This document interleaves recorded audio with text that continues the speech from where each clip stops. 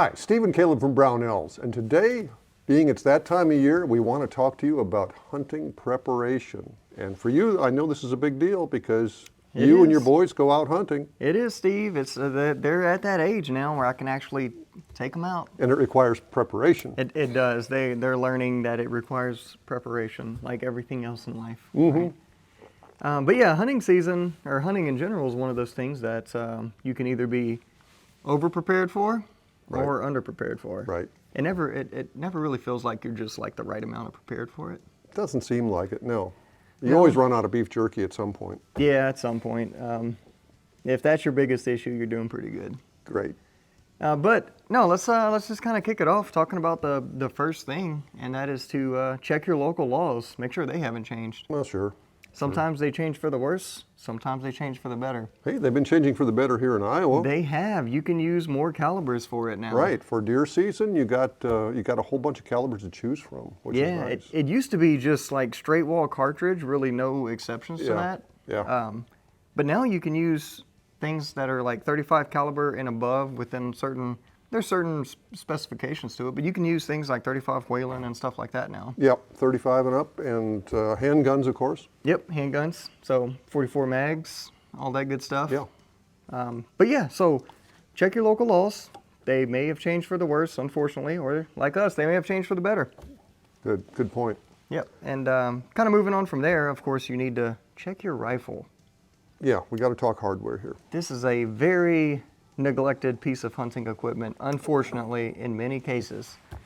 But I mean, at the very least, so hopefully, at the end of last season, you did a little wipe down or something before you put it away. Hopefully, you unloaded your muzzle loader last season. Ooh, I forgot about muzzle loaders. Yeah, hopefully you did that. That's something you don't like to see coming in the gun shop. The muzzle loader from last season that doesn't fire. Yeah, that's absolutely terrible. I hated doing that. Anyway, yeah. So hopefully you did that. If there's any, rust or whatever on the gun, that's an easy fix. You can just wipe it down with oil. But yeah, hopefully at least last season you at least just punched the bore. If not, it's not too late to do that because you also need to check your zero. Right. But before you do that, which we'll get into that in a little bit, is checking all your hardware. Right. And the thing that was broken last year when you put it away, did you actually take it in and get it fixed? Chances are it didn't fix itself in the safe. Friday night before seasons opens, I mean, it was always the same story. We had 2 or 3 customers that come in. Yeah. Look, chances are your local gunsmith's already busy. Yeah. And then hunting season comes around, and then all the last minute stuff's getting piled on him. And he may or may not have time to fix that issue before you can get out there. That's right. They might want to go hunting too. Yeah. If your gunsmith is like me, he was getting ready to go hunting as well, and he was probably also underprepared, doing stuff at the last minute for himself. Right. But yeah, so just make sure your action screws. So big thing to check here: your action screws on the bottom of your action. If you're using a bolt action rifle, make sure those screws are tight, because those screws being loose will definitely affect your accuracy, your zero. Yeah, and if you have a rifle with a detachable magazine, make sure you know where that magazine or those magazines are. Check all your pockets and all your coats that you wore last year. Yep, you're gonna need at least one of those. Yeah, and, otherwise you got a single shot. Yep, and make sure those magazines are in good working order. They don't have mud, grass, stuff stuck in them, because we said the firearm was probably very neglected, but even more neglected than that is that magazine that goes in the firearm. Yeah. Yep. So make sure you check that. Your rings, make sure your rings are nice and tight. Your bases you can't really check without removing the rings. Right. Which I wouldn't don't remove anything. You could just give it a little shake if it's not wiggling. That's okay. Don't mess with it. But make sure your ring screws are tight. So just put a driver in them, and just give them a little twist and make sure they're not loose. That's all you got to do. Yep. And if you have a safe place to do it, dry fire the gun once or twice to make sure there's not oil in it that's congealed, I guess. Yeah. So where you get that striker moving forward about that speed, not going to set anything off. There was this trend when I was in the gunsmith shop. All these hunters were taking those grease syringes and just packing their bolt full of that. Yeah. And then, of course, they were getting light strikes because that firing pin and spring are trying to move inside the bolt body, but it's just packed full of grease, and they were just slugging forward. And cold weather doesn't help it a bit. Cold weather makes it way worse. Yeah. So don't do that. Right. And so from there, you know, once you made sure all your screws and whatnot are all tight and fastened. Yep. If you can, which highly recommend, just go confirm your zero. Yeah. So check your barrel, make sure there's no obstructions, you know, run a bore snake through it or something. So what I would recommend doing is running a bore snake through it, then shooting one shot. Mm-hmm. If it's still zeroed, you're good. Yeah, leave it alone. You don't even got to run another bore snake through it. Just take it out with that one shot dirt in it. That's fine, and you're good to go. If you fire a shot and it is off of where it should be, fire 2 more and make sure it's still grouping at least. Right. Because if you fire one shot and you say, oh man, it's off, let me adjust it. You adjust it, you fire another shot and it's off again.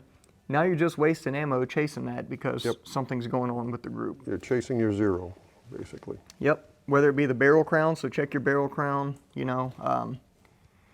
And the barrel crown, you can't really see it on here because we have a muzzle brake on it, but the barrel crown itself would be under here, and that would be where the rifling ends, essentially, at the muzzle. Yeah. So, yeah, go basically, if you don't put your gun barrel down on the gravel or something, you're probably okay. Yeah, you would have to, if you ding that, chances are you would know it. Right. But not always, so just give that a quick visual inspection. It's just literally just looking at it is all you got to do. Yeah, if your buddy happened to run over your gun with the ATV last year or something, but it looks fine, you know, check it out at the range just to make sure. Yeah, also maybe physically injure your buddy. Yeah, Put some or if you hands drove on it. away with it leaning against the truck and it tipped over in the road, check your zero. Yeah, check it. And I was just kidding, don't hurt your buddy. Also, moving on from there, I think that pretty much covers most of the rifle, really. Oh yeah, and that's the part we like the best, you know. Yeah, that's where we really, that's our specialty. Yeah, so that's the exactly. one we talk about the most. But check your gear. Your boots, make sure your boots don't have holes in them. Gloves. Yep. If you're out west, make sure you don't have snakes in those boots. Yep. If you've been, eating a lot during the summertime, make sure your clothes still fit. Or if you did the opposite, you went on a diet, got fit, maybe you got to make sure you shrunk down a little bit. Good for you. Good save. But you got to make sure your clothes fit. Good save. Yeah. I mean, it can go both ways. Yeah. And what else you think? Well, Have you? check your gear. Yeah. So you're like, for example, I use this Spiritus Systems rig I kind of put together for hunting. It's a little extravagant. It is extravagant, but I already have all the tactical That's gear. what I like about you. You're extravagant. you Yeah, know? I know, I get that a lot. But I already have the gear, so I just kind of configured it for more of a hunting setup rather than a tactical setup. Yeah. Which this stuff is made for the most harshest conditions on the earth, so it's great for hunting gear too. Right. But other stuff, make sure you have batteries. If you're like me, you're using, so I have this a Pulsar thermal, which is great for spotting, especially like for the kids, I'm spotting stuff for them. Yeah. Pulsar thermal, make sure it's charged. It does have a rechargeable battery, which is very nice. And then rangefinder, if you need it. Not totally necessary for most hunting, but it works great. This is the Vortex Razor HD 4000. Right. Right. And it just takes a single battery. Make sure there's a battery in Now, it. if you are traveling like out west where there's wide open spaces and you're hunting an antelope that's 300 yards away, 400 yards, it's nice to know exactly how far that is. Yep, it certainly does. Binoculars, make sure they're not damaged, cracked, any of that stuff. These are the SIG. These are Zulus. Oh, man, those binoculars. Yeah, these are fancy. They have that image stabilization in them. The Zulu 6s. That really takes the shakes out. It does. It makes it. There's no way to describe it. You have to look through one to really understand it. If you could build a handgun that would take those shakes out for me, steady it out like that. I'd retire. I'd be a millionaire. That'd be it. Man. But these do take batteries. If for whatever reason the battery's dead, it still works like normal binoculars, so it's not that big of a deal. Right. But it's nice to have. Another thing is, you know where your hunting knife is?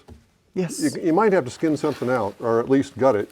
So I just have mine tucked right into the front of my rig here. Right. This is a custom knife. This is a Francois Cote Z I got from African Custom Knives. Extravagant. Yes, this is man, I love this knife. It's still kind of gross because I cleaned it off a little bit, but from the last thing I killed, you know, this knife works great. Make sure your knife is sharp. Good call. Yep. And emergency supplies, you know, have a little boo-boo kit. So on my rig, I have everything not in a Velcro pocket that I would get to while I'm hunting. Yeah, definitely. Because, you know, Velcro is loud. Right. So I have everything I would access during a hunt in zippers or just tucked in. But everything I need in case of an emergency or after I've already downed an animal is in the Velcro. Yep, yep. So I have some napkins, some gloves, like some latex gloves, a tourniquet, and a little emergency whistle with some matches in it, which... Sometimes you want to make noise, sometimes you don't want to make noise. That's right, and if I'm opening this up to get to that, it's time to make noise, so it doesn't matter. So, yeah, that's what I keep in the Velcro, and I'll probably also throw my tag in there too, because I don't need that until the animal's already down. And it's a knife-safe place, so... Yeah, that's kind of my hunting season rig, which we'll cover more in another video too. Do you put your license in there as well? My license, so I have it digitally on my phone. Oh, nice. So I'll just throw my phone in one of these pockets. And yeah, that's how I keep mine. Okay. Have that. So the state of Iowa issues lifetime licenses for disabled veterans. So that was like a set it and forget it for me. I just got it on my phone. I don't ever have to worry about it again. Very nice. So yeah, that's kind of that. I think we pretty much covered everything as far as preparation goes. Yeah. Just make sure you have plenty of snacks. Yep. Snacks too. Yep. Thermos, a nice handy thermos. And if you are hunting with kids, make sure your kids are equally as prepared. That's right, and don't buy them any snacks that have really crinkly wrapping. Yeah. Put all those Skittles in a Ziploc. Nothing. I can picture it now, just sitting there, listening to the crinkles of the wrapper, and I'm just like, get those Doritos out and start crunching. What is happening? That's why jerky's great. Just it keeps them quiet. It keeps them quiet, and it doesn't make a lot of noise. Nope, they like it. Yeah. So stick with jerky. Right. All right. Now we're just getting off on tangents, Steve. But I think that pretty much covers most of it. That more than covers it. I mean, great grandpa would go out with an extra flannel shirt, a pocket knife that was sharp, and a single shot something. Yeah. You know, probably a shotgun that shot slugs. Yeah, and he did fine. He brought home the venison. That's right. So there you have it. Yeah, and if you're shooting something small game, you know, where there's going to be a lot of them, just make sure you buy a lot of ammo. Yeah. Easy enough. All right, that's it. Yep. If you have any tips to pass along, please leave them in the comments below. We'd like to hear from you. In the meantime, good luck out there in the hunting fields, and we'll see you next time.